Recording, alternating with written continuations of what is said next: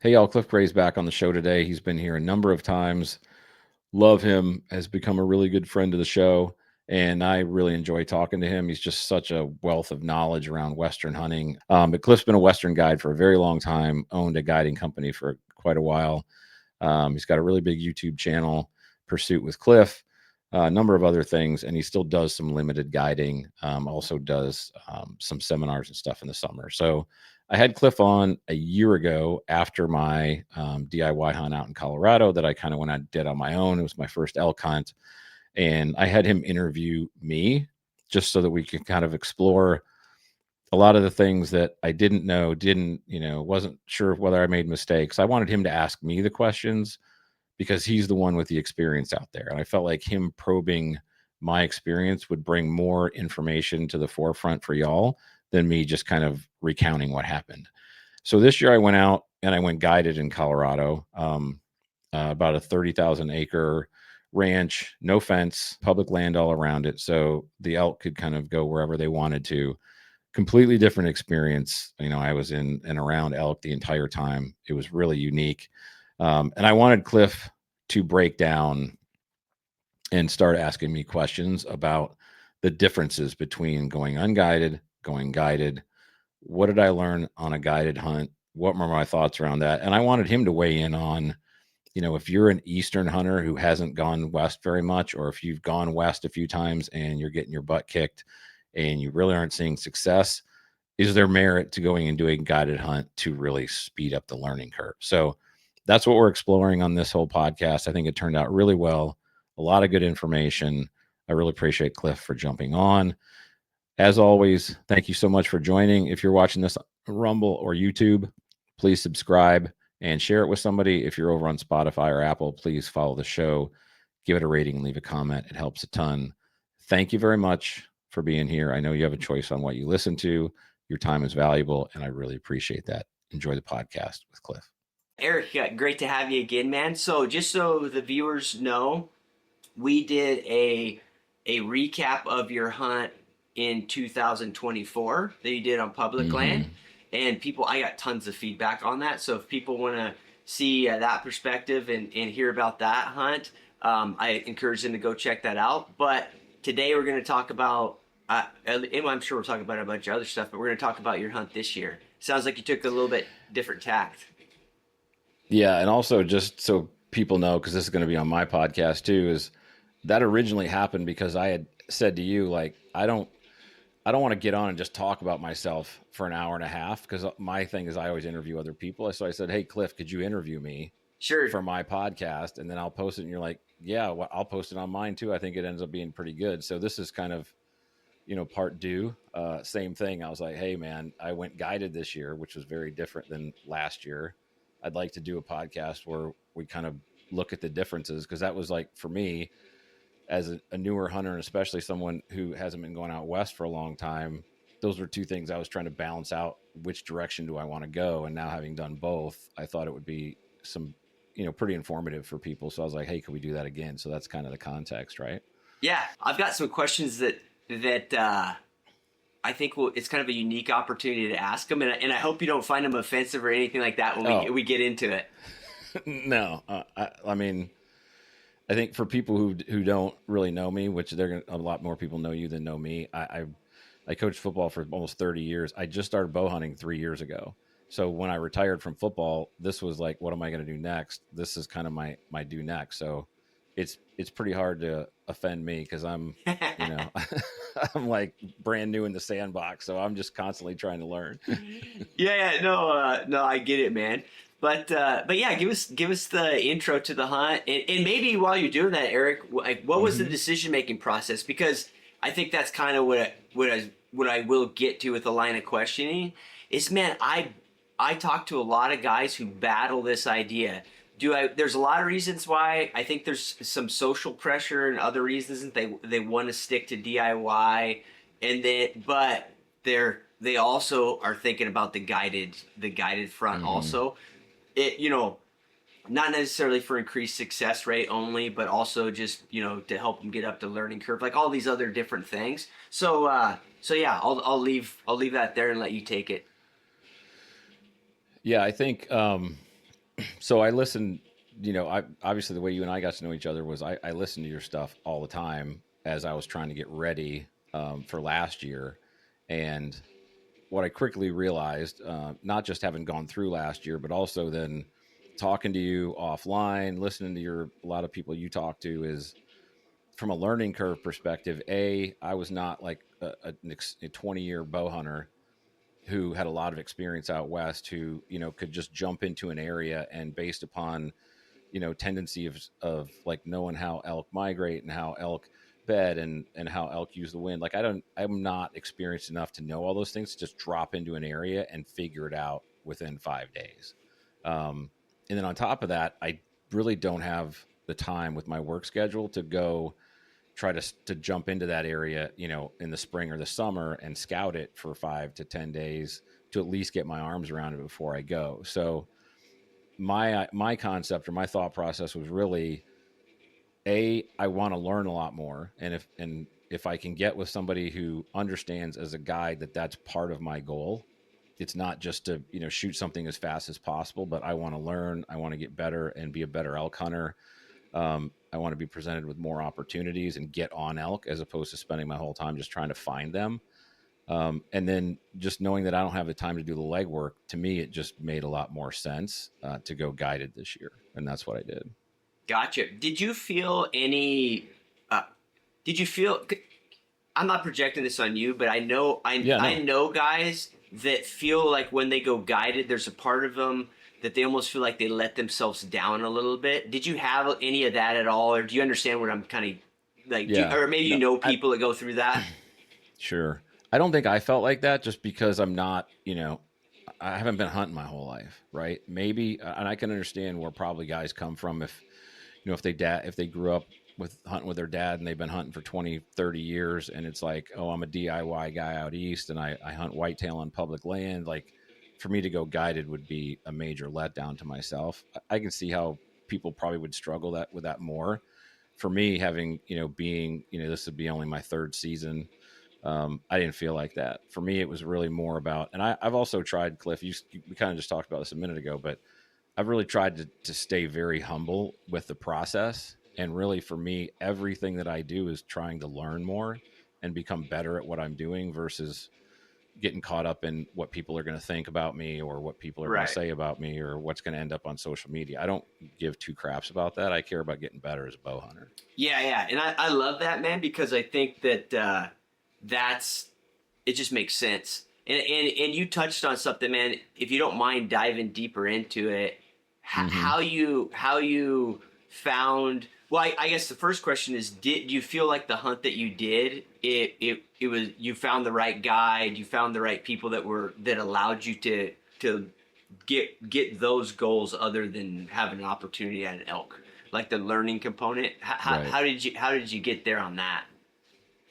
It was an amazing experience. Honestly, I couldn't have asked for a better experience. Like the group that I was with, I got lucky because it's a place that you really can't get into. I mean, he's booked out years in advance. He's got the same people that come back every year. But I got a buddy of mine that's been hunting with him for a long time. The guy that goes with him every year blew his knee out in the spring. He offered that extra spot to his son-in-law, couldn't go because of work. And he had told me that if something like that had ever happened, that he'd give me a shot at taking the spot. And that's what happened around the middle of summer. He called me up and was like, "You're not going to believe this, but this spot just came open." And I was like, "I'm taking it." So I got lucky and got in. Sure. But yes, it was an amazing experience. The guide was great. He was super open to.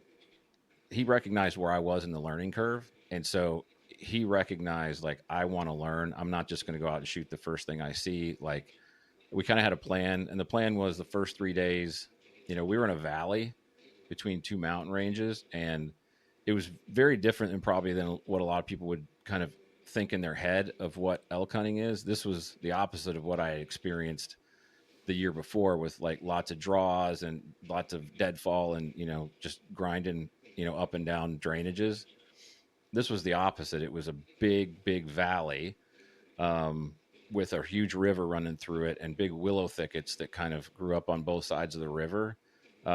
And these elk didn't get rifle hunted because it was a 50,000 acre parcel that they leased, and so they only bow hunted them, and so they literally would live out in the middle of these huge meadows where they were outside of bow range, and you had to figure out how you were going to get them in transition to different places, or trying to pick off a cow who might be moving to a transition area between a couple of different meadows where the willow thickets kind of pushed it down a little tighter. And so you were constantly doing that. So you're still moving a ton and you're kind of pushing through brush to get to him, but it was different than what I had experienced the year before. But he was super open to teaching. I mean, I bugged the crap out of him, constantly asking him questions, probably stupid questions, but I told him ahead of time, like, I said, I just hope like, this is how I want to hunt and this is what I want to do. And I said, I just want to make sure you're okay with that before I come out, because I don't want to do something that you don't want to do. And he's like, no, I love doing that stuff. So he was great. Yeah, dude, and I think that's the key, Eric, is just being forthright with it. It's just having that discussion with guys before you come, that this is something that you're looking for. And I think that's the biggest thing. I know that from my history previously owning a business with multiple guides, if somebody would tell me that beforehand, it would for sure affect my choice of who guided them. Because there's some guys that are going to be more conducive to that. There's other guys that that are just maybe less. Maybe it could just be like little personality things. You know what I mean? They're going to make them most. So I think the key is to be forthright about it. Man, the other thing you mentioned though, Eric, like the fact that this good opportunity, kind of just popped up. That's how all good ones pop. That's how all of them are, dude. Like, and I try to tell people that, man. It's like but the key component is you grabbed it. You grabbed it when you had a chance, and I know that's hard hard for some people, scheduling wise, financial wise, and all of that. But I hate, like, particularly in the last 10 years, man, elk hunts are a seller's market, and so it's like it becomes a networking thing almost. You got in like there's guys, and I hate to say it, Eric, there's guys that people love guiding, and they love those guys, and there's all sorts of reasons. They're easy to hunt with. They're good guys. There's even financial things. They tip well, whatever. All this shit obviously comes into play. Those guys get all the good hunts. Yeah. What's funny? You're right, because he was talking about someone who had come in, who had kind of gotten somebody else's spot. Like, I think it had been the previous year, and the guy had come in and was kind of telling everybody else what to do and didn't tip anybody, and like, he's not coming back. Like, that guy's he's not letting him come back. Yeah. He's like, that guy was a nightmare to hunt with, because it was, it was a pretty cool setup where they would only take two people during a given week. Okay. Me and somebody else. And so at night you'd come back in and, they had a staff that cooked, and you had really good meals, and so you had some good time to fellowship too. And if they don't like somebody, or if somebody's like just a jerk, it makes that whole part a lot worse too. Yeah, sure. I mean, you got to manage like the, positivity and negativity in hunting camps is contagious, and everybody knows that, sure. Yeah. So. Yeah. It's just like football. It's like in the locker room, it's contagious. Yeah. And you said something a minute ago too that I think is important. So the guy that kind of helped me get in is not somebody that I've known for very long. I was introduced to him about a year ago through a mutual friend of mine, and he lives all the way out in Fort Worth. I'm in South Carolina, so he's in Dallas, a long way from me. But we started talking on the phone and just kind of hit it off because we're in the same field from a business perspective. Okay. And he was like, hey, you should come out and spend a couple days with me. We can talk a little bit about work, but he said we can get to know each other better. And I did. And that was really what was the catalyst to the whole thing. I don't think if I would have made the effort to not go out there and get to know him really well, and then we would kind of hit it off, I wouldn't have gotten offered that spot. So I think not just do you jump on the opportunity when you get it, but if you get the opportunity to get to know somebody that, you have, that you like, and that you think that person's probably going to like you, and you have mutual interests, and they've got connections in different places, make sure you nurture that, because it could potentially pay off for you, sometime in the future. Yeah, no, for sure. Isn't the guy, I know, because you come from the business world, Eric, too. Yeah. Isn't hunting weird that way? It's not all about the money. Like the market is not efficient from a money perspective. There are guys paying, like, just as an example, there's guys paying $15,000 for hunts that guys could easily sell for 20 grand. But the Hmm. guy goes and then same deal. There's hunts that that guys are paying $4,500 for, but that the guy could sell for 8,000. But it's like the same consistent guys, and so they're okay with that. Yeah. Yep. It's a weird market that way. Well, too, this guy's got, he's kind of like you. He's an entrepreneur and he's got a lot of other things going on, like other than just the guiding. Sure. He's got other businesses that are making money on the side. So it's not like the guiding is the only thing that puts food on the table, you know? So I think the guiding part is something that he loves. He has a passion for. He's involved in the governor's tag stuff for the state as well. And so I think he just wants to be with good people and he wants for them to have a really good experience. And ultimately that means that, everyone in his camp's going to have a good experience too. Yeah, yeah. No, for sure, man. Well, let's dive into the hunt, man. Sure. Tell me. I guess one thing that pops in my mind, given that it was such a different hunt, Eric, did you Hmm. feel like your time in the wilderness in the DIY deal the year before, was there much overlap? Did it help you at all that you had done that trip? I'd say there was some overlap. I don't think it was, from the standpoint of how the wind works in the mountains with a lot of, drainages and that Sure. kind of stuff. There was not much transfer there. But just from a transition of like some of the stuff that I blew the first year and then kind of learning from him, like I wouldn't even know it until it happened, right? And then something would happen and be like, oh, yeah, I screwed that one up the year before. I didn't even really realize I screwed that up. Sure. But those kinds of things, I think just going out and having tried it and having done it, then when I was with somebody that was doing everything right, I would recognize, oh, that's a learning experience. So even though it doesn't sound like it would translate, a lot of it did. Yeah. I mean, what would be an example of that, man? I'm just curious. Like the mistakes that you recognized. So I'd say there was one situation the previous, like last year, where um, I was in kind of in an open area. It wasn't a meadow because it was kind of a burn, but it was a wide open area, and then there was a tree line, probably I don't know 150 yards away from me, and I knew there was an elk in there because of the noise it was making. There was a couple locator bugles that came out of there within the context of a couple hours, but he just wouldn't come out. Like I was calling to him. It was early in the season and he wasn't responding to calls. Um, and so I wasn't really sure what to do with it. I was waiting. There was this area of timber that was kind of right in the middle of this meadow. Um, and I decided that I was going to try to move out of the back of that area and then try to swing around and try to come in, on the downwind side through the timber. But at the end of the day, I got into this area where the wind was really swirly, and he busted me, and I could hear him just crash out of there.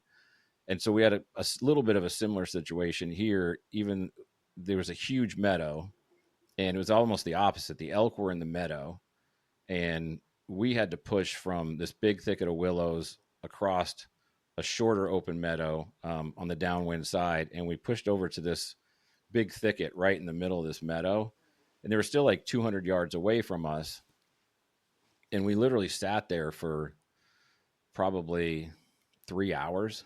Um, Yeah. like he just wasn't. He's like, we're not going to move. I mean, there was a different way that we could have potentially come in, but he was like, this is the best opportunity. It's either going to happen or it's not. Yeah. Um, and at the end of the day, they didn't come through there. But what did happen was the wind switched about an hour into us sitting there, and it wouldn't have hurt us. But if we would have swung around and kind of gone in the other direction, we would have gotten busted because the wind would have switched and we would have been blowing right back into them. And that Sure. was a situation where, from his perspective, he was more patient about it and he didn't get impatient, and he was just like, look, this is the best place to be. It's either going to happen or it's not, and if it doesn't, we're going to get another shot because we know where they are. Right. Versus the year before, where I was just kind of like, I was afraid he was going to go away, and I was like, I got to make a move on him now or I'm going to lose him.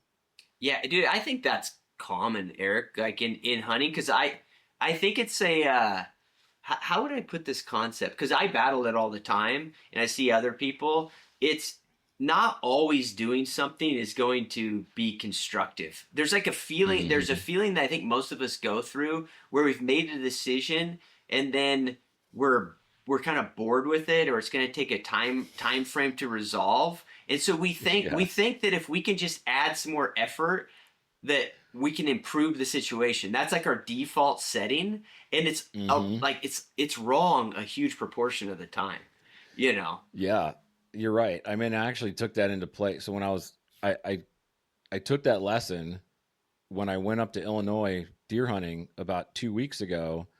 I pushed in really early in the morning into a blind that was kind of in the corner of a cornfield. And as I was moving into this blind, I busted out a big buck who was bedded in the corn because the corn wasn't down yet. He was big. I mean, Yeah. and he took off in the opposite direction. Well, I got in the blind, and originally I was only going to hunt the blind in the morning, but I could tell by where that buck was bedded and the fact that he was in the corn that he was decent chance that he'd come back. I had a really good wind. Um, and so I made myself sit in that freaking blind the entire day, like dark to dark. I mean, it was miserable, dude. Sure. Um, but like literally at the end of the day, with 20 minutes left in last light, I I I had his wind blowing towards me, and I opened up the window of the blind every once in a while just to kind of see a little bit better. And I could smell him, like he was ruddy as crap. I Yeah. mean, he was sitting there waiting to come back in, and he just stayed there, right. And there was literally only like 5 minutes of light left. And eventually I called to him, I grunted at him, and he snort wheezed at me back. And we kind of exchanged, you know, back and forth about 3 times. And he just sat there and, like got super salty with me, but he never came out. It got dark finally. But he came back like, and I could have got a shot on him, right? It could have worked out the right way. But if I had just like if I'd been like, oh, I busted him out of there, like I'm done, I'm just going to leave, that opportunity may have never presented itself. And that I took that lesson from the elk hunt and translated it to that, to my time up in Illinois, and it ends up paying off, even though sometimes it's miserable and Yeah. boring. No, for sure. But it's like the decision you made, and sometimes you gotta reflect on that while you're powering through it. Like, hey, this is I made a decision based on these factors. As long as those factors don't change, the wind hasn't changed or whatever, I'm just gonna like I made the decision for a reason. And it's funny. I've had this discussion a bunch recently, and maybe it's just because I started to observe it more, but I think there's a distortion in hunting content, probably including content that I make, Eric. There's this idea that people who hunt a lot, they always or they're successful and they just have a lot of experience. That they're always making decisions that they know are 100% the right decision. And I notice this when Hmm. I'm guiding people that haven't hunted a whole lot with other folks. They don't realize that every decision we make as hunters, it's we're just handicapping variables. Got guys that have hunted for 1,000 years or their whole life. They still do that every time. They're like, well, it might work out this. You're just handicapping all these variables, and you just got to make the decision that makes the most sense, and hopefully over time you get better at that. You know what I mean? But the thing is, I laugh a little bit because that's never in hunting shows, and that's really not talked about that much. No. And so people don't realize that that's what hunting is. I don't know if that makes any sense to you. Oh yeah, it makes sense. There's actually, I mean, there's a couple people that I like to listen to who are very honest about that, right? They're honest about the fact that they second guess themselves all the time, and they're guys who have been hunting for a long time Sure. and kill really big deer, but they're transparent and they're humble about the fact that even now, even after they've been doing this forever, that sometimes they're out there and it's like it's my best guess. I'm trying to take everything into account and I'm trying to make the best choice I can, but it's not like I'm super sure about this decision. Right. So I completely agree with you. And I think one of the hard parts when you're either newer as a hunter or not confident as a hunter is when you second guess yourself, you're sitting there going, I wonder if I made the wrong decision. And that pushes you out of there. Yeah. Right. Instead of just being solidified with your decision, say, okay, well, even if I made the wrong one, Like I'm going to own it for a little while. Like you said, all the variables are right. So maybe I'm in the wrong place, but everything else is right. The wind is right. My scouting said this is where I should be.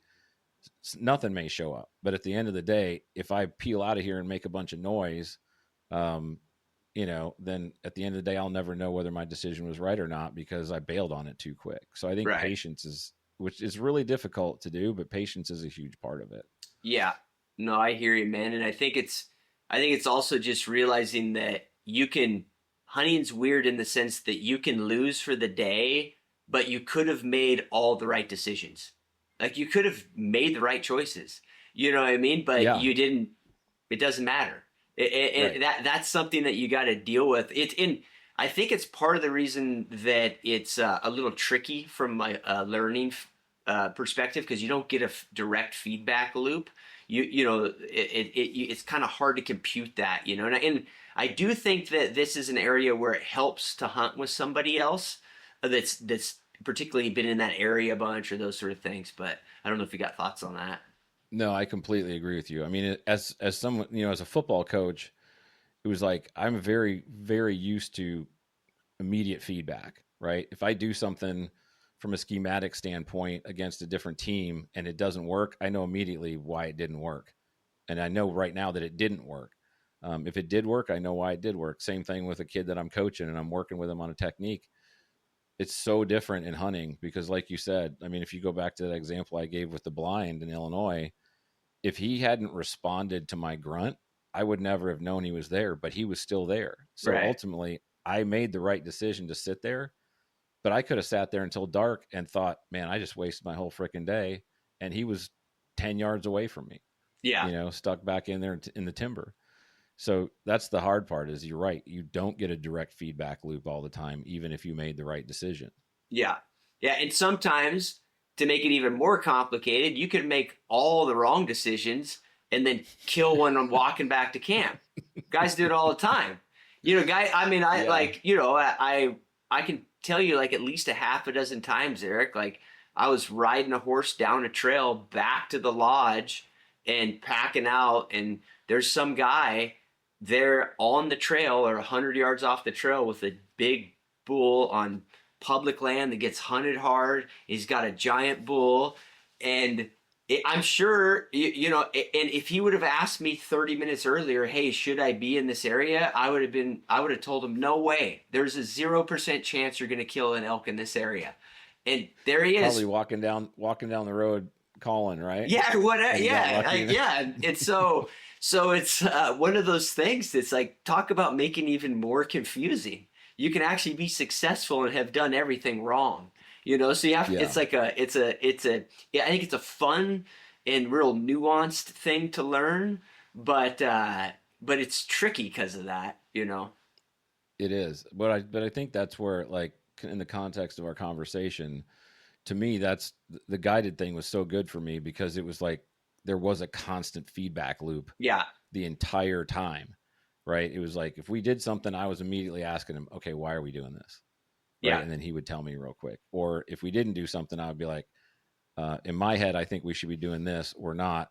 Tell me why we're not. Like not questioning him, but just knowing, okay, that was the wrong thought process. Explain to me why I was thinking that. Like, why is that wrong? yeah, And so for me, even if we weren't, on an elk or even if we weren't in the middle of a stalk, we were doing something for a reason. And I was constantly trying to figure out why are we doing that? And so there was a direct feedback loop the entire time. And just that constant input of information for the period of 5 days, you just learned so much, Cliff. Like, sure, I mean, it was so different than going out, like you said, the first, like last year, being out for a week and always wondering, am I doing the right thing? Did I right. do something wrong? What did I screw up? What should I have done? This was completely different. And like you said, it's not for everybody, but if you're trying to shorten the learning curve and you pick the right guide, I think it's super helpful. Yeah, yeah, and you can and you feel comfortable asking. I For sure. because the other component about it or component of this whole deal is if you do have somebody there that's got a lot of experience and they've kind of gone through this deal, and on average they're making good choices while they're hunting. Sometimes they don't necessarily. It takes them a little bit to flesh out why they're making that choice. Like the example I would use, Eric, is I enjoy spearfishing, but I'd consider myself like a improving amateur at it. But I'll go with Hmm. guys who are like lifelong pros at it, and we'll be out in the ocean. Everything looks the same to me, and it'll be like, okay, let's jump in here. And it's like, why are we gonna jump in? Like, why are we jumping in here? Why have we been driving the boat for 2 hours and like this is a spot? And then it's like I ask them, and then there's some of it's just intuition, but then it's like, oh, they're looking at the currents and the structure, and the currents hitting the structure. Like they have a reason, but I gotta almost make them think about it for a second, Yeah. and then they're willing to tell me, and then now I know. But if I don't go through that Hmm. kind of sometimes awkwardness of trying to drag it out of them, I would never know. I just jump in and be like, oh shit, he's right. There's fish here. you know? Yep. No, you're exactly right. I mean, there was a couple of times where I would ask, like, it'd be right before dawn, and we'd be like, okay, he'd be like, all right, here's what we're gonna do, and I'd be like, why? And he's like, because it's the best play we got. you Yeah. know, he's like, Sure. it's better than the other ones. He goes, it's not great, but it's better than the other ones we got. And then Sure. sometimes it would be very clear, and very straightforward. Like, okay, there's a couple cows you know, that are way over there, and even though he's got his whatever his 40 right here, he's like, he's going to go get those two.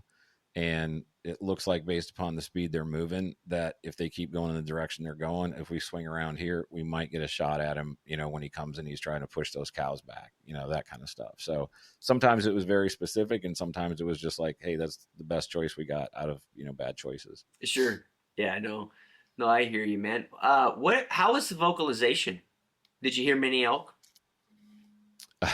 Dude, it was insane. Like, so this was an interesting situation. There's like 200 head of cows that like live in this general vicinity, and there's two mountain ranges on each side. And when the rut comes on, there's always, he said, there's usually like 2 to 3 good bulls that'll come down, and start segmenting these cows out, and trying to, put their little group together. And then there's always, 3 or 4 satellite bulls that come down and try to sneak in on stuff. So there was a lot of elk around. And the vocalization was crazy. We went at the perfect time versus last year, which last year I went the first week of September. Like, I heard nothing almost the whole week. This one was bulls pushing cows around, bulls going at it. I mean, it was like Sure. epic. It was everything that when you want, if you like want to go into an elk hunt, what would you want it to look like? This was what you would want it to look like. Um, there was, one very dominant bull, another bull that was pretty dominant, and they kind of had the majority of the cows segmented off, and never were close to each other. Um, and then there was a few other ones that were always trying to work their way in to try to pick a couple off the herd, and anytime that would happen, they would chase them away. And so you got to see like all the stuff that the elk behavior that's kind of really cool to watch within the context of the rut. You get to see that like all on a daily basis.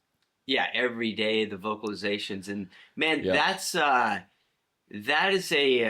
a blessing, Eric. That I think a lot of people who only hunt the public land, particularly in the low density states. When I say low density, I mean low density relative to the amount of habitat. So a lot of Colorado. I mean, a Mm-hmm. lot of archers will hunt probably 10 years to get the amount of vocalization that you saw in 5, 6 days. You know, Yeah, I mean, I knew like how amazing it was when I was there. Like every day I was there, and every time it would happen, I was just like, I didn't let the moment go by without appreciating it. Um, but the other thing on top of that, Cliff, was I learned so much about elk behavior sure, because I got to watch elk behave the entire week. I got to watch the way elk, like the way a bull managed his herd. I got to watch what happened when another bull tried to, come in on a bull's herd. I got to watch the way a bull would deal with, okay, even though I've got 40 cows right here, I've got 2 of them sliding off over here. I got to watch, okay, how long is he going to let them go before he actually goes and Yeah. tries to round them up? Like, I got to watch all that behavior, and I learned so much more of just about how elk behave and the herd dynamic, because I got to see it, right? Yeah. Versus being in, in an area where you're just lucky if you call an elk in and you get one exposure to a bull the entire 7 days you're there. Hey guys, big thanks to Osseo Gear for supporting the show. Osseo is built specifically for bow hunters. Every stitch, zipper, and fabric choice is made to perform when it's quiet and the pressure's on. Their camo patterns are inspired by nature's predators, and they're purpose-built to ensure you blend naturally into the specific environment you are hunting. Make sure to use the code DONOTGO20 to get 20% off on your purchases at OsseoGear.com. Osseo is made for bow hunters by bow hunters. Or draw units where it's the same thing. You get a certain density level of elk, you're just going to hear way more vocalizations. And of course, like it's going to vary a little bit in September when, but in general, you're just going to hear way more elk. And so that's where I learned that. I didn't learn it in the wilderness. If the viewers that's strictly what they do, I'm not saying you don't build up a skill set, but I think you're fooling yourself if you really think you understand this dynamic, because you don't. It's just you're not exposed to it enough to know. You know what I mean? To do. It's just a statistical thing. I think you're, like you said, you're right. They're building a skill set. They're just building a different one, right? Yeah. They're building a skill set on, how do I find, an elk, in a not densely elk population, right? Or an area that's not densely populated by elk, but watching them, behave together, you learn so much, so that even if you were at some point in an area where you knew there was a decent amount of them, but you weren't on them and they were moving a lot, you'd still in your head kind of be knowing, okay, this is what they are doing. Yeah, it's right? Just super. Because you've watched it happen so much. Yeah, super transferable. It's very transferable. The other thing too, and I've heard this a bunch. I've heard you talk about it. I've heard a lot of other people that have hunted a lot talk about it. The first couple of days, they were not super vocal, right? They were there, but they were, the bulls were kind of off by themselves a little bit more. The cows were by themselves a little bit more. They'd kind of dip in, dip out. And then like on the third day, it just like a switch went on. Yeah. Like it just kind of all of a sudden the bulls like had their cows where they wanted them. They started fighting each other when one of them got too close to the other one. They were just screaming and hollering the whole time. Like there was one super cool time that we got in really close. We were hoping we were going to get a shot. We didn't, but we got to see some really amazing situation where this entire probably 30 cows were like jumping over this fence, like going to this other area. Yeah. And the bull didn't want him there. Like he was pissed. Sure. And they got over there and the bull jumped over behind them and they tried to bed down, and every one of them that tried to bed down, he'd go over and nose them up and just scream at him. Like, yeah. And kept pushed them a different direction because they were too close to another bull. And it was super cool to watch. I mean, for a period of about probably 30 minutes, he was just going nuts on all these cows, getting them where he wanted them to be and not letting them bed down because they all just wanted to lay down. And he was like, he was having none of it. Dude, what I tell guys is, you hit it. You hit the peak of it when you start to feel bad for the herd bulls. Like you watch him. He's working his ass off. Dude, it happens every year for me. Like, and I kind of time it where I'm hunting a specific place. It's got just a pile of elk on it. But I watch these herd bulls, and I have I feel bad for them. They're just, every bugle that comes close, they get frantic. You can tell they're run down. They're not eating at all. When they do have a moment to stop, they just stare into the abyss. They don't know what to do. It's chaos for them, man. And that to me is the peak of the rut. When you start to feel sorry for the herd bulls, that's when like it's on. And they're, like you say, man, I've seen them kill cows. I've seen bulls kill cows out of basically, it appears to me, out of frustration. you know. Yeah. Uh, Testosterone gets high, they get pissed. yeah, and they're running away and they just can't deal with it. And they run and they'll just like hook them, try to push, hook them back, and they just, it's a chaotic thing to watch, man. So I'm glad you got to It see really it. is. It's insane. I mean, and it's also very cool. Yeah, I got lucky, and like most of the time, if a satellite bull or some other bull would kind of try to come in on this dominant bull's, herd, he would literally just start walking towards them and they'd run off, like they knew he was the man. sure. But there was one time where a bigger one, like we hadn't seen, just kind of all of a sudden showed up, and he came in and challenged the big one, and they ended up in the middle of this meadow just freaking locking horns and going after it for about 5 minutes. It was awesome to Yeah, oh, watch. yeah. And the herd bull eventually ran him off, and he went and grabbed like 20 cows that were somewhere else over and got himself a little group. But yeah, I got to see some amazing just elk behavior. um the outside of the hunt itself, it was just so a knowledgeable, so incredible educational, and also just from a perspective of, if you love that animal, just amazing to watch. Oh yeah, for sure, man. And I have to ask because it's always a question when you kind of time it right like that. Did you guys call in many bulls and tell how did you end up killing your bull? Was it like the quintessential call in on the Primos hunting video, or was it a different type of deal? No, it was not the print. No, they were not responding to calling. Yeah, We did call some, but these guys, the bulls had their cows penned up, and they were not, if it wasn't one of theirs, they weren't trying to go find another one. yeah, So they weren't really, we called a little bit in the beginning, but they weren't responding to it at all. The only ones that were responding to it were like the little, the spikes, and like they'd come in, but none of the ones that you would shoot. So, sure. um, the way we kind of did it was, the first 3 days we basically said, all right, there's two bulls in here that, we're gonna go after one of the two every day. Um, and I never got in a place where I could get a shot opportunity on the big dog. He was probably about a 360 bull, Okay, the best bull in like there. He was giant. a really nice bull. Yeah. Um, and the closest I ever got to him was about 100 yards. And Do do even then he do was, due to him, Eric, or due to his cows?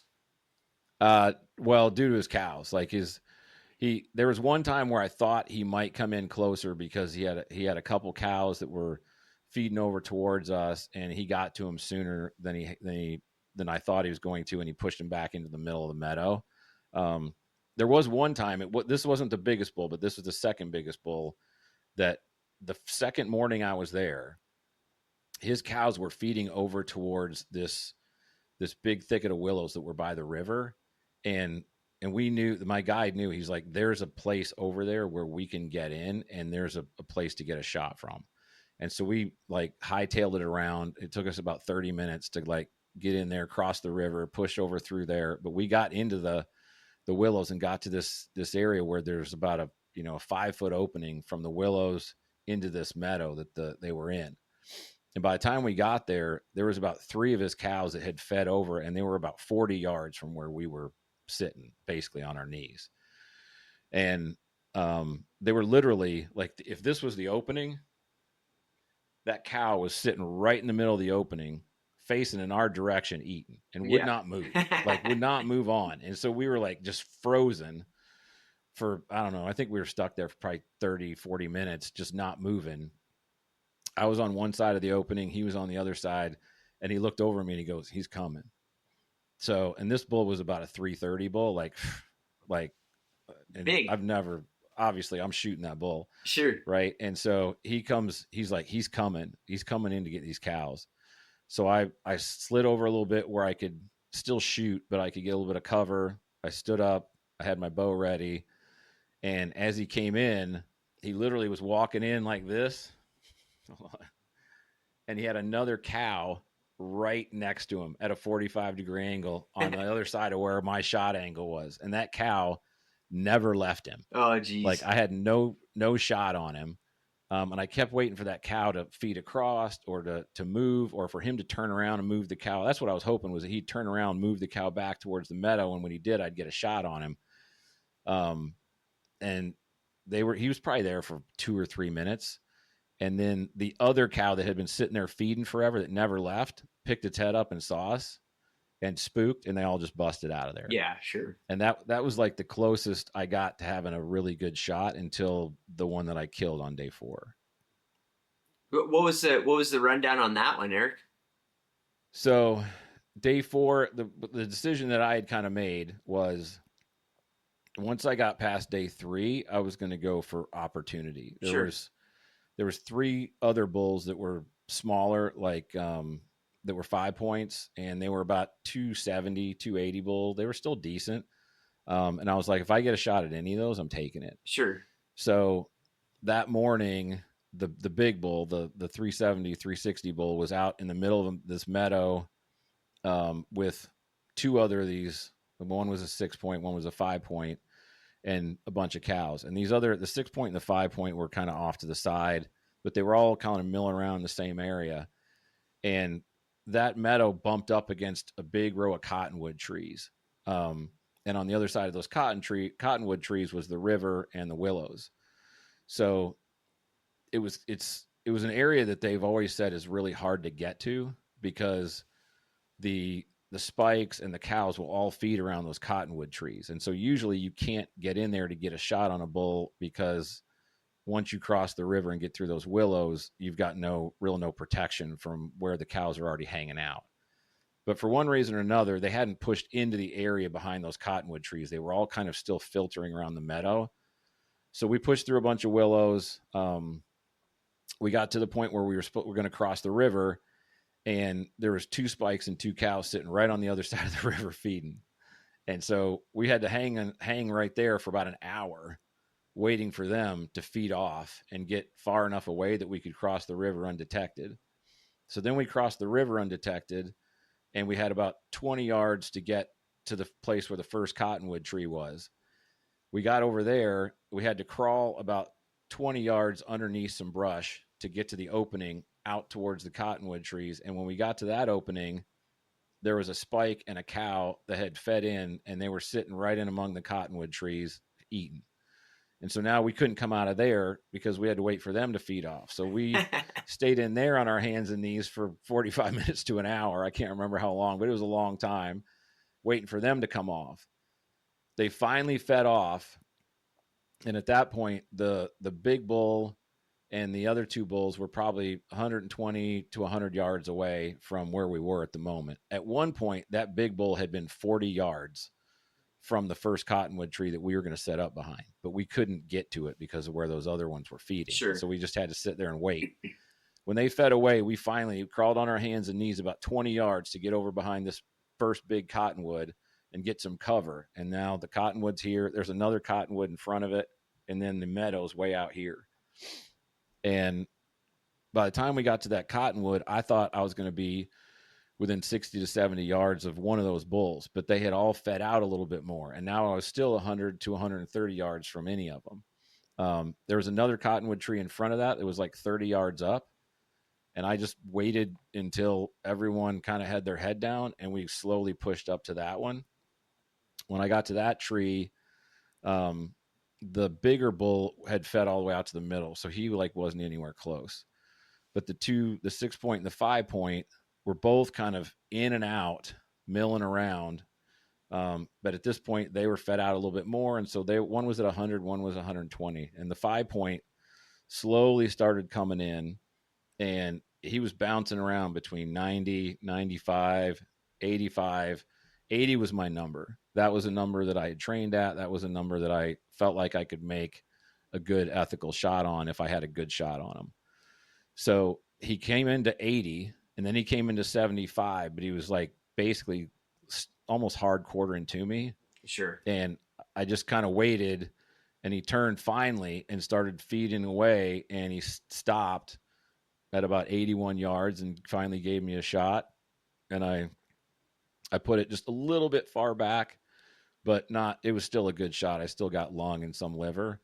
And he ran about 20 yards right in the middle. He ran out to the middle of the meadow in the middle of the whole herd and just stood there. It had blood pouring out of the side, while Sure. everyone else is like all of a sudden they all took off running, and he just stood there for about 2 minutes, and then he bedded down. And he probably died within 5 minutes. Nice, dude. That's That was the story. you can't ask for a better ending than that, man. It was epic, dude. Yeah, It was yeah. epic. But just like I have to ask, man, on the archery front, Eric, have you taken lessons? Are you a Joel Turner guy? Are you like do you have any thoughts on that? Yeah, so I try to, like, I would say I've had Joel on my podcast, and that's how I train. Yeah. And I will say too, just full transparency, on the third day, I had an 80-yard shot on that same 6-point, and he was moving across the meadow, and he stopped. I stopped him, and I put the arrow right in front of him. I missed him. Oh, geez, yeah. And I will tell you, I was like, I autopiloted that shot. Like, my heart rate was pumping through my throat. Like, you went open loop.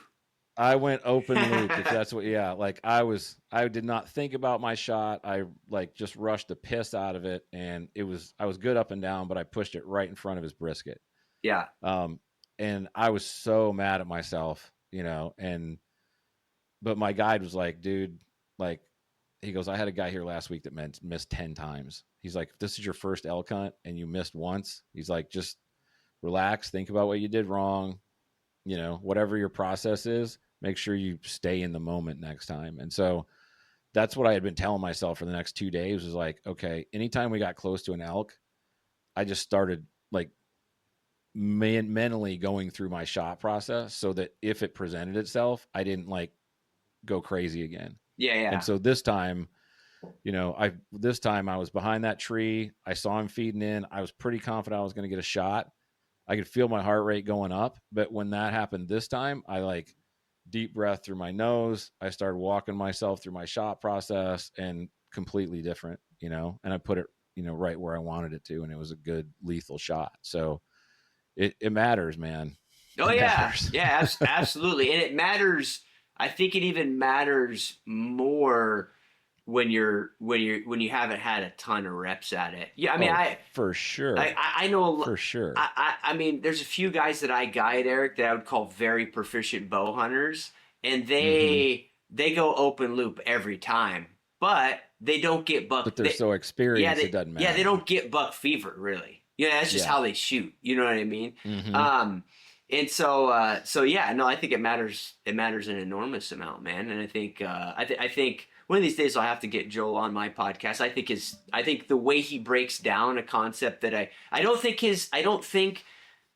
it's new, to be honest. I don't think that like what he teaches is necessarily new to the marksmanship world, but the way he distills it is new, and it's very applicable to a lot of people. He's helped a ton of people. So yeah, no, I agree with you. I think probably it's just by nature, it's easy to just be on autopilot when you're shooting anything, right? Like that's just kind of how you naturally do it. But for me, who comes from a coaching background, everything we did, we broke down into pieces. Right. When I would teach a new technique, I was a line coach, and like we would literally start with, okay, here's your first step. It's 6 inches, and it's right to his outside shoulder. Your next step is 6 inches to his inside eye. Like that's how we taught everything. Yeah. And then we would gradually speed it up, to the point where, we broke everything down into pieces. But I think by nature, when you learn to shoot and you haven't had anybody teach you to shoot, you just kind of grip it and rip it. Yeah. And you get decent at doing that in your backyard because there's no pressure on you and your heart rate's down and there's no adrenaline. But then when you get out in an actual situation, where you've got a target in front of you that's an animal, and your adrenaline's just like spiking, and your heart's pumping through your chest, you can't do it anymore. It just like your body fails you. Oh yeah, wild stuff happens. I've had 2 or 3. The guy didn't look through the peep. I know that sounds wild, but like arrow misses by 6 feet, and it's because he forgot to look through the peep. Like they just, just like I'm Yeah. pulling it, grip it, rip it, Yeah, baby. yeah, just pull it back, and they're looking through the sight, but they don't realize that they're not looking through the peep, and they shoot, and Yeah, the arrow goes like, it's like, what happened? So I mean, yeah, shit happens for sure, man. yeah. And I I think get it. when I had Joel on, there's I had a lot of comments, like some really good, some were like, "Oh, he's just trying to sell this or trying to sell that," which I don't agree with. I agree with you, right? Even if you don't agree with the process that he teaches, you need some kind of process so that you're not so your body doesn't take over for you, so that you're actually mentally in charge of whatever your shot is, Yeah, right? As long as you don't let the mental aspect of your shot get away from you, whatever your process is fine, in my opinion. yeah. Doesn't have to be Joel's. But if you don't do it that way, then obviously when your adrenaline spikes and all that other stuff happens, you're going to miss a lot, I think. Yeah, yeah, you let chaos enter the scene. Yeah, no, that's for Exactly. no, No, I think his stuff's a insanely valuable tool for people. Yeah, But I think so too. I had what was the other? I had one more on the vote. Oh yeah, I wanted to comment, man. Your experience with once those bulls have cows, and how you killed your bull, how you guys were going about trying to kill those elk. That's how everybody in those situations ends up, Eric. Like if we wanted to, if I was going to knock on anybody for trying to sell something, it'd be all these guys telling people how they have some method of calling in these herd bulls. I don't think it's a thing. And I've been on a lot of these ranches where like some of the guides have been guiding there for 25 years, and they don't even try. They just say, oh yeah, we're not, but we'll try to kill them, but we're not going to try to kill them by setting up on these bulls that have 25 cows with them. Yeah. It's kind of a interesting dynamic, and I could tell that you were like a little like maybe a little hesitant, or like, oh, I wish it was like the videos, but I just don't think that's a real reality. You know? Yeah, I mean, honestly, I really didn't. It was so cool that I didn't care Yeah, how who it cares? happened. Yeah, yeah, Like I was like, I care less if we call a bull in or not. Like yeah, there's, it's I'm getting to see all this stuff, and I think it was unique, right? Because we weren't in the timber, right? yeah. Trying to call You a can bull observe in. everything. You could observe Yeah, everything. We were in the opposite situation. They were living safe out in the middle of no man's land, and so you could observe everything. And so it wasn't necessarily that you needed to call them in. You were trying to figure out why they were going where they were going, and sure. is there a way to get somewhere where you could potentially have the right wind, get to a place where you could set up, all that kind of stuff. But yeah, I'm not experienced enough to know that, but I know that, like you said, this guy's been guiding here for a long time, and I think he called a couple times. I think the first day cow calls, Yeah, just because there wasn't much going on, to see if he could make something happen. But after that, he's like, they're not responding, and he didn't call again the whole rest of the time we were there. yeah, He's like, we don't need to call. yeah. Well, I was like, he probably I was knows. like, okay. Yeah, well, I'm like, hey, dude, you're the man. I'm paying you to tell me what to do, so I trust you. yeah. Well, another thing is when you're in the thick of elk like that, and you start calling, it all of a sudden can make things a little bit harder too. You know Yeah, what it I can mean? make it spooky, right? They can Yeah, start getting skittish or going, what? Okay, why is that happening yeah, or looking whatever. for you or whatever. But Yeah. but yeah, no, it's very interesting. I had to just point it out because I don't know the individual you're talking about, but if he's been hunting the place for a very long time, and that's the tactics you use, it just reiterates what I've seen from guys that really hunt herd. They end up hunting herd bulls a lot. They Mm-hmm. really don't. I don't know a single guy that I have. I know some guys that say they rely on vocalization, but I've never seen it in practice. You know what I mean, Eric? I've Have never. you have you hunted with those guys? I've hunted. So I've had. I know some guys that have come guided on ranches that I've guided, and they don't. They do what everybody else on the ranch falls back to on herd bulls. They generally like. There's a couple ways. You can there's there you can vocalize to get into them, and we'd have to do a whole nother podcast on it. Like if you get really really close, then you got a chance. But the problem is, Mm-hmm. anytime you get really really close on any elk that's got 20 other elk with him, your chances of blowing it up are astronomical. You know what I mean? And then Right. you got to go Yep. refine them and all that stuff. So you can do that, but that's where I have found success vocalizing to them. Or the one other time, sometimes I'll have success vocalizing and calling in herd bulls is if I can get really, really close to them, same deal, but when they're bedded in the afternoon. So when they're doing like this little Mm. half-ass bugle, they do before they get up, a lot of times they'll Mm-hmm. be like a little bit away from the cows and you can get in there and you have a chance to call them in right there. But that's not really, it's really the same tactic. It's just that when they're bedded, the cows are less likely to bed you or bust you if you can get the wind right. You can kind of get Right. in that zone and then call them in. But I have never seen anybody I've never seen anybody call a bull that's got 20 cows with it, that has had those cows with him and he's like the herd bull, 20 plus cows or whatever. I've never seen a guy call one in further than 100 yards. Not ever in my life. um I'm not saying Well, you've been doing it for a long time, I'm so not saying it's impossible, but I'm saying that like, dude, and I'm not I would take my experience, Eric, and I would put it like a very small subset versus if I aggregate up all the guys that I've guided with in those same situations, it just it just isn't a thing, from my perspective, and mm-hmm. I invite somebody to prove me wrong, but yeah, so it's kind of we hunt them just like you guys did, you know what I mean? Well, It's hard. yeah. Well, I mean, I'm not saying that people don't do it either, but I know guys that whitetail hunt and have some huge whitetail channels, and the stuff that you see on there, it's like looks like there's freaking bucks running everywhere. Yeah. But then you talk to them and it's like they're like, yeah, I like sat in the freaking stand for 4 days, and I those $5 that looked like they were going all over the place is like, we saw those $5 in like 5 days, but nobody wants to watch us sit still for 5 days. Yeah.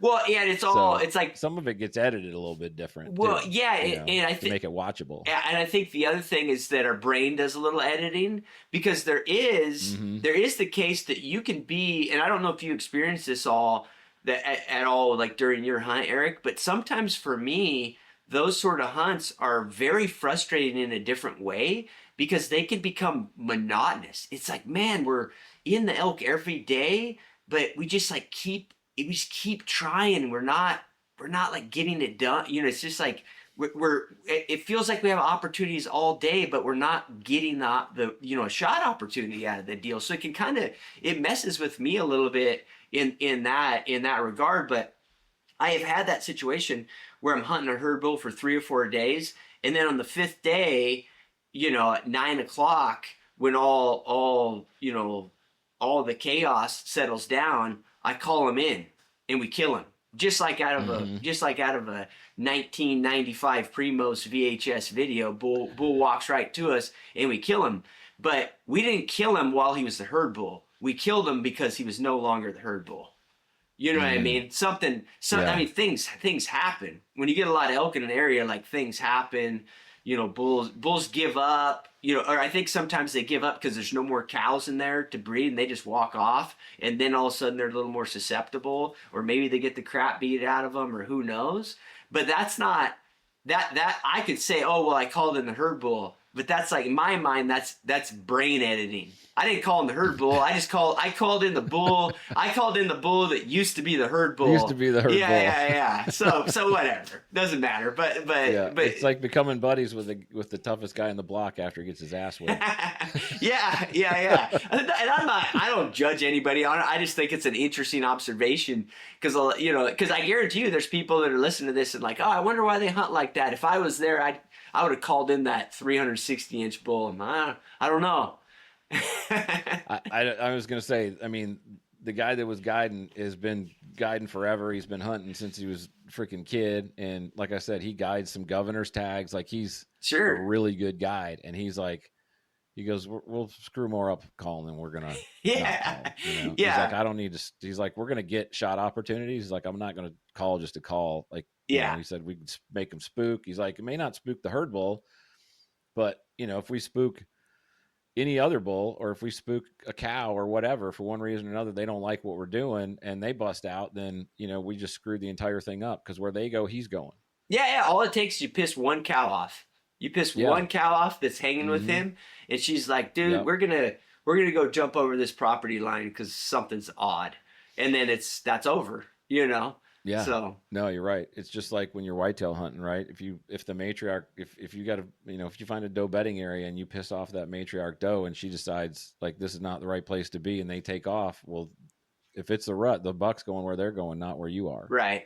Yeah. So yeah, I mean that's just I think you're right. It's like he just knew, okay, we're going to get opportunities because there's enough cows around here moving to enough places and they don't want to lose their cows, that we just have to be patient, and continue to put ourselves in positions that, will eventually bear fruit.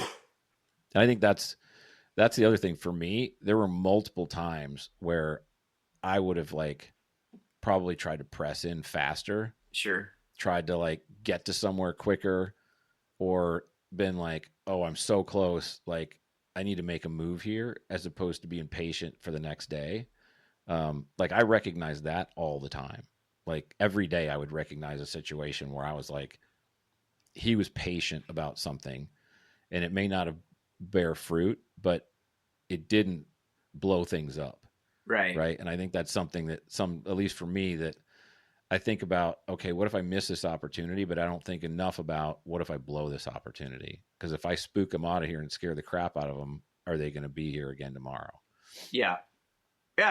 I mean, you're making like you have to make risk adjusted choices, right? Mm-hmm. Like, Yeah, you know, and it's in that dynamic of where you're at and that sort of thing. It factors into that too, you know. for sure. But no, man. Did we miss anything, Eric? Yeah, the one thing I would say, this is a piece of advice that you gave me that I think is really, really good piece of advice, because after last year, I had pretty much said to myself, okay, I want to go guided next season, right? This coming season, that other one I just went through, but I didn't know who to use. um, and some of the people that you knew, that were you trusted, you believed in, I call them, they were booked out for 2 to 3 years, right? Mm-hmm.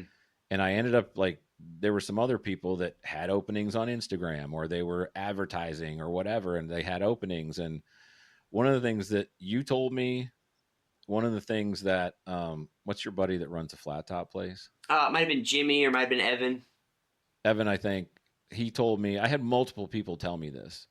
A, if you go to a guide that you don't know someone's already gone to, you're rolling the dice, Yeah. right? If you're going to hunt with somebody, at least know someone that hunted with them that can say they had a good experience. Everything went as the way they said it was going to go, and then have a conversation with them. The other thing that multiple people told me was, if you can just get in on a hunt like 5 months before the season, not because somebody dropped out, but because there's openings, you need to like ask some questions as to why. Yeah. Um, I almost booked somewhere uh, before this whole thing happened, and then I went online and really started doing some digging in forums and stuff like that, and found like 3 or 4 different complaints from people about things they were told that didn't come to fruition, that kind of thing. So I'd say probably the biggest piece of advice that you and multiple people gave me that I would pass on is, don't just hire somebody because it looks good on the gram. Yeah. Like I wouldn't hire someone unless I know someone that had hunted with them that could give me a report of a good experience. Yeah. No, I think that's great advice. The only thing I would say is, things can change too. 15 years ago, when I was just starting to sell elk hunts, it was a different world. It was hard to keep booked, but that's not the case now. So everybody that has a decent reputation, for better or worse, they stay pretty booked. And but that could change 5 years from now. 3 years from now, it might be different. I don't know. But what you're talking about right now is even more relevant. Yeah, because just because somebody's booked doesn't mean they're good. Yeah. No, for sure. But good stuff, Eric. I Yeah, enjoyed the conversation, man. It's cool to thanks, man. it's Me cool too. it's cool to hear about both experiences, and it's also cool for me. Or I'm excited for you that your first guided experience hit the mark, because the reality too is that a lot of times it takes a few of those. There's variability in guided hunts also, right? Sure. So some guys, they will go try a guided hunt and it's not what they expected, and then they quit that too, and then they're ultimately frustrated because they're like, oh, I don't know. I mean, it's just like, where do I do? I go back to the public or whatever. So it's, I think it's nice that you got to, that in some ways it was a blessing that you got the opportunity, but also you probably had a little luck too, that it was just perfect timing and you got to experience all the things you got to experience. Yeah, and I think too, being honest with yourself about what are you trying to get out of the situation, right? Some people would probably look at this and go, "Oh, you walked into a shooting gallery," even though we didn't. I got 2 shots the whole time I was there, but I wasn't. We weren't up, climbing over deadfall and up and down drainages and killing ourselves physically. I mean, we would do 7, 8 miles a day, but it was mostly flat. Probably the worst part about it was those willows were super thick. So half the time we were walking bent over, Yeah, climbing under that sure. sucked. But other than that, it might have been a hunt that some people said, that's too easy for me.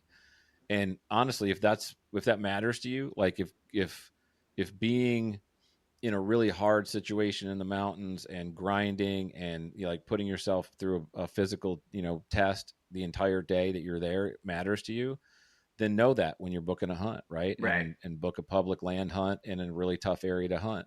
But if on the other hand, like for me, the most important thing for me was I wanted to see elk behave. I wanted to see how elk, were around each other. I wanted to see how bull elk managed, like we're in around cows during the rut. And I wanted stock opportunities and I wanted to learn. And so for me, it was a great situation. So I think just being honest with like, what are you trying to get out of a guided hunt? And then making sure that you, like you said originally, have a really good conversation with the guide and don't be afraid to ask questions because it's got to be a good fit for what you want. Otherwise, it could be a hunt that might be great for one person and you might not like it because it's just not what you want to have happen during that hunt. Yeah. No, I totally agree. And I think, I mean, my last thought on that is that as long as your expectation, you got the right expectations, you know what you want out of it, that's all good. But man, there's a lot of hunters that I've dealt with over the years that I would consider some of them the best hunters I've hunted with. It's funny, Eric, because and I don't. People think that I'm maybe shilling guided hunts or whatever. The last thing I need to do in my life is sell a guided hunt. Like I could stay booked. I know. I could stay booked until I cannot walk anymore. So I'm not. I promised you, I'm Yeah, not. no, I know. I'm not. I was going to say. But the thing is that there's some of the best hunters that I have hunted with are guys that do a ton of guided hunts, and they might hunt the public also, and they might hunt all the other, and they put in for every tag they can put in for, but they also do guided hunts because it's the way they get a volume of opportunity, right? Mm-hmm. But most of those guys, they'll do a hunt like the hunt you just did, and then they might go on a 12-day stone sheep hunt in British Columbia where in 12 days they're going to backpack every day and they're only going to see maybe one legal ram. And it doesn't, Mm-hmm. they don't feel like they don't pigeonhole themselves into one type of hunt. They're going to go on that hunt. They're going to be like, oh, I learned a ton about how these elk behave. It was awesome. And then they'll go on the other hunt for the grind. I personally think that's how most people are. Most people who like to hunt, if they think about the hunts the right way, they like all hunting. I think that this idea of DIY versus guided, I think it's a psychological like thing that we want to believe separates us, but there's all these reasons that it's not actually a thing. Part of it's money, part of it's just those sort of things. I think most people enjoy both types of hunts. A long-winded Yeah, way I of think saying so that. too.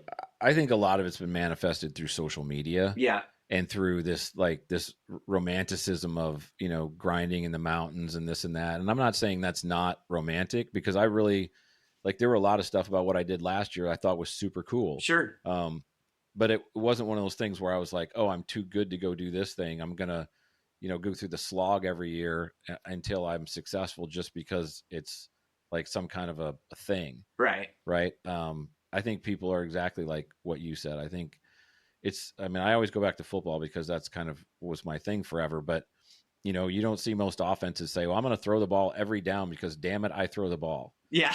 They throw the ball and they run the ball because they want to have balance. And I think having balance teaches you a lot more, right? Just like you said, okay, I learned some things going without a guide that I wouldn't have learned with a guide, but I also learned a bunch with a guide that I would not have learned by myself. And that's part of where I am in my learning curve.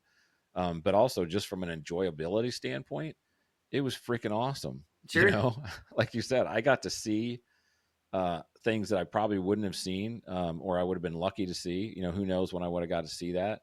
And I also got more stalks and opportunities in that 5-day period than I might have gotten in like 15 years if all I did was go out west for 5 to 7 days once a year and hope I got into elk. Yeah, absolutely.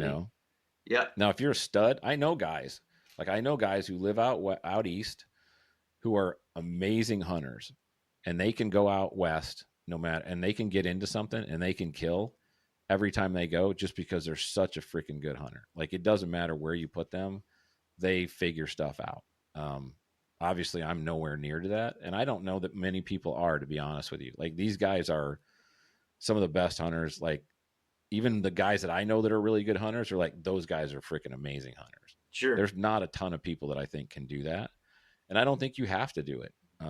Like I said, I think a lot of that stuff's been manifested by social media, and then because of that, there's this pressure on everybody to be, I got to do it harder than that guy did. I got to go grind harder. I got to be miserable for 7 days so that I can, like I can do what everybody else is doing on the gram or whatever. Right. Who cares? Go do something you're going to love doing, man. Go have fun. Yeah. No. Whatever that means to you. Absolutely, dude. I think if grinding is fun, then go grind. Yeah. No, totally. Totally. But I'm with you, man. I think that's a good point to end on, Eric. I appreciate your time, man. Brother.